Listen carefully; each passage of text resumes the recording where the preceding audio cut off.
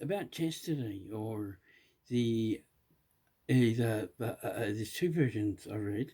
One is that you never heard this version before, where you chaste in the sense where you wouldn't do immoral sexual activities, and the other one is you just don't have sex. And nuns and that, I think, and monks became chaste. I think that's how you put it. And before you're married. Now, I wanted to talk about before you're married. A whole lot of things came through my head this morning. One was when a male and a female were virgins before they got married, they were withheld from all others, which means they weren't. Back in the old days, they used to have a chaperone, and they'd meet people of the opposite sex, and they blend and they talk, and they'd get to know them, and they think, oh, this is the one, and then after a while they'd say, oh, this isn't the one, and then they'd go into someone else, and they might have gone through like five or six people, no sex, no physical contact, and then realize, no, this isn't one either. And then eventually they meet this one person, and say they date for 6 months or a year. And it was actually quite common back in days to, in like the 1950s backwards, to date for 1 year to 5 years without having sex. And then in the end, you'd realize, oh, this is the one. And then you on the wedding night you'd have sex and consummate the marriage.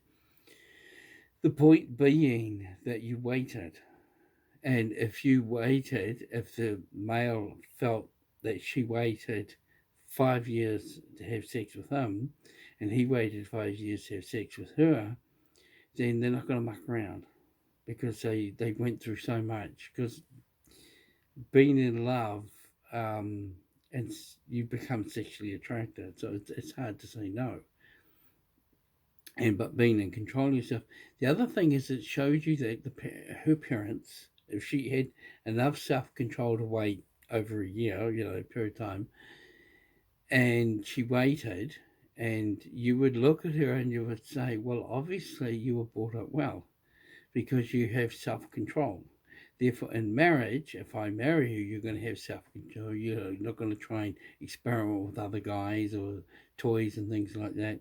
You're going to want to get on with the marriage, having children and starting a new life together. And so you knew if the person you were married had self control and they were strong willed mentally, then they'd be the perfect partner because they'd withdraw from any temptations. And when you needed someone at your side for a fight, they'd be very strong. And you knew all this.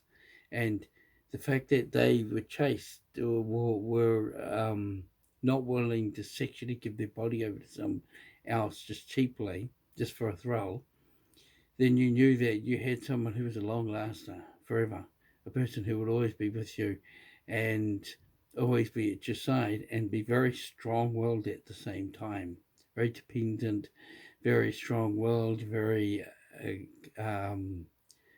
much the person you want to have with you. And also, the parents have done a wonderful job of bringing up this person so that and that would be the same with the brothers and sisters, so that they would all go and marry and be strong, dependent, courageous members of society. And that's the kind of people we need in society, not weak, dysfunctional, toxic people, which we see a lot of today. A lot of them are scared, cowardly, because they don't know how to stand up for what's right and what they believe in and defend themselves, or they go into rages of violence, immaturity, and that. Now, when you see it that way, and you realize that the dysfunctional people are toxic and they go into rages of violence and immaturity, and they drink and they do self destructive things, their parents didn't bring them up right. So, therefore, their characters are very heavily flawed. And therefore, if you marry such a heavily flawed person, your marriage is going to be destructive. It's going to be, hence all the divorces, because the person is not a long laster. And immaturity means like You see two little children fighting over a lollipop. Well, immaturity is kind of been like that. And when you have an argument with your partner, they're going to act immature, like they do in Parliament when you watch them on TV, and they're fighting very, very immaturely. And they're not trying to work out the problems; they're trying to put the other one down. You've got an immature argument when the people are trying to put the other people down instead of focusing on finding an answer to the problem. So in the Parliament, if the problem is COVID, and they don't like the way the other side's done it, then they come up with their own answers that will solve the problem and put them forward. If people don't like them, they don't like them. Come up with other answers. But to pick at and yell at the people in power, and the people in power pick at the ones that are not in power, is immaturity, and that's not what you want in your marriage. You want someone who's strong-willed, capable, mature. And back in days of old, where you lived in a cottage on a farm in the middle of a piece of land, miles away from any neighbours, you were virtually on your own. So you wanted someone you could depend on, someone who was good with the children, if it was a wife and the husband actually, someone who was good, and they depended on each other. He could do what she could do, and she could do what he could do, because one of them might get sick or hurt, and they depend on the other one to look after the children, or to go and do the farm work, to tend to the crops, so and get water from the well and things like that. Today we can have the same thing. It's just a mental. It's how the young are brought up today, where they get a huge amount of school education and very little home education on marriage, being the value of being chaste, the value of chastity, of waiting, of taking your time, sorting through the people, and actually focusing and seeking a long lasting relationship instead of just cheap, nasty sex with multiple people. And so the goal should be a long-term relationship that's going to last. True love. I mean, everyone sits there crying about true love. They hear the songs on the radio and they're all sad. And I've been to, when I was younger, many functions where you see a couple hugging on a beautiful love song, tears in their eyes, just loving each other. And then 2 years later, they split up in a vicious, hateful breakup. And it's like, we've got all the yearnings and the desires and the wants for true love. We just don't put the effort in. And most people today don't know how. That's kind of why I do these videos and that. I'm trying to get the thought out there to people that in order to have, in order to build a car, you've got to put the work in.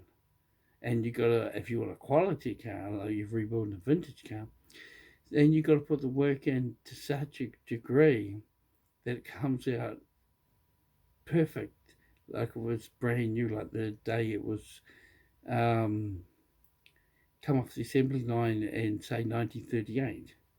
So you want to make sure that your car looks exactly the same as that, and therefore you have to put good quality time in it, good effort, do your research, and really do a really good job. Buy the best materials. If you want a marriage that lasts, you have to put in the effort. You have to put in the time. You have to be gentle with each other. You have to be caring with each other. Instead of going in the room when something goes wrong, yelling at the other person, saying, "Look what you've done." Ask the person if they're right, and can I help you? And you've had a bad day. There's two ways of doing it. And today, because of the immaturity and the dysfunction and the toxicity in society and the minds of the general public in mass, they cannot understand why anyone would wait for sex when sex is just a lolly, it's just a toy. It's just a bit of fun to flick around amongst other people. It's not. It doesn't hold value anymore because we're not told it should hold value, and therefore if you're going to go with someone and the person's had a lot of casual sex or was into casual sex or says, wrong it and stuff like that, you'll realize the parenting has been shoddy. And they may love their parents and their parents may love them and their parents might have a nice house, nice bedroom all through their life, nice, got the best of everything. But strength wise, if they can't hold out and if they can't do the work and make the right effort, and this goes for people who've been married and had sex but want to start again. You've got to clean your act up, you've got to change yourself, you've got to have a better life, you've got to change your eating habits, your thinking habits, the content that goes into your mind. You've got to regrow yourself how your parents didn't regrow you. You have to become mature and strong and be able to withhold. And then when you do marry, you, your partner knows you're getting someone who's very, very strong and dependable and responsible, complete and mature, and someone they can rely on, depend on, and have faith in. If the partner you are thinking of marrying parties, is into tattoos, drugs, and all sorts of whatever the in thing is, or whatever the fad is, whatever's cool. Whenever they go down the street, they see the mates, hey bro, how you going, bro? Yeah, all that sort of stuff. It's all fake. And I'm not trying to put people down, although I was in the garden yesterday and I thought in my head, if you have an opinion, you're going to make enemies. So I'm going to make enemies. I don't care because it's not about me making enemies or people disliking me. It's about people figuring out what's true and what's of good value. And if they can get any good value from anything I write or read or the videos, then that's wonderful. It's fantastic. But anything, if you're going to go with anyone who's got any kind of fake in them, then that's going to be in your marriage. They're fake. They don't, they're not strong. They're not courageous. They're not capable of the things that you actually want them to be capable of. And they're not strong in the areas where you'd like them to be strong. And they're not faithful in the areas where you'd like them to be faithful. And they're definitely not dependable when you want them to be dependable and responsible. And the marriage will fall apart eventually. It may not in the beginning, or they go right for 4 or 5 years. Ever seen people like that? And see the marriage collapse within the 5 and the 10, between the 5 and the 10 year mark, and then they start all over again, new property, and new relationships that keep falling apart. It's the theme of today. It's dysfunction. It's toxic. You can't get a really valuable, decent, loving, dependable, responsible relationship in toxicity, dysfunction, and people have been brought up and abused and who are not capable of delivering the goods. You can heal someone if you are mature and the other person isn't, but the other person has to be 100% wanting to change.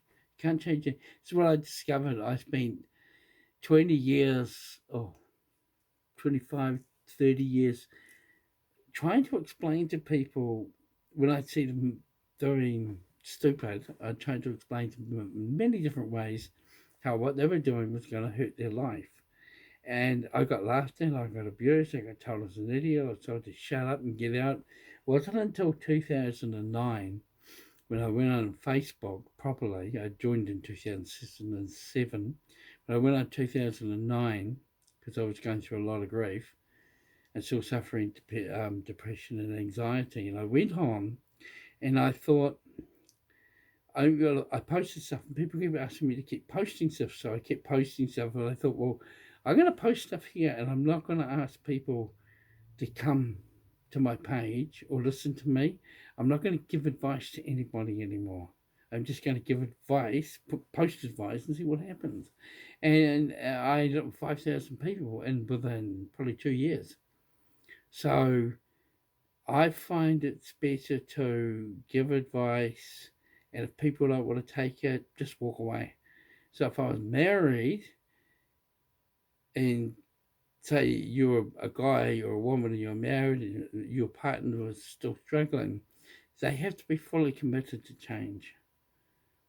And because they might see in you the ability to help them and change them and heal them, but if they're not willing to make the effort, it's just not worth the time. So they have to be 100% honest, truthful, because when they go to therapists, especially with people with criminal families, they hide stuff because they don't want people getting into trouble in their family. So they hide stuff, therefore they can't get healed. You have to let it all out. Everything has to come out. So that's why marriage heals. But it has to be 100% honest, truthful, and yeah, otherwise you can't heal. So anyway, I think in chastity and waiting before marriage, it shows that the parents brought up a very strong, capable adult. It doesn't mean it was easy. It's like getting on your horse and going and taking on your adversary. You might be shaking in your boots, but you still go and do it. You might have many nights where you kiss and you hug and you want to have sex, but one of you says, no, no, no, let's just leave it till we marry. And you both agree, leave it till you marry. It has value. And it shows that both of you, when you do marry, that you waited for the right person. It was, once it was done, the deed is done, it's beautiful. And you're both grateful you waited for each other.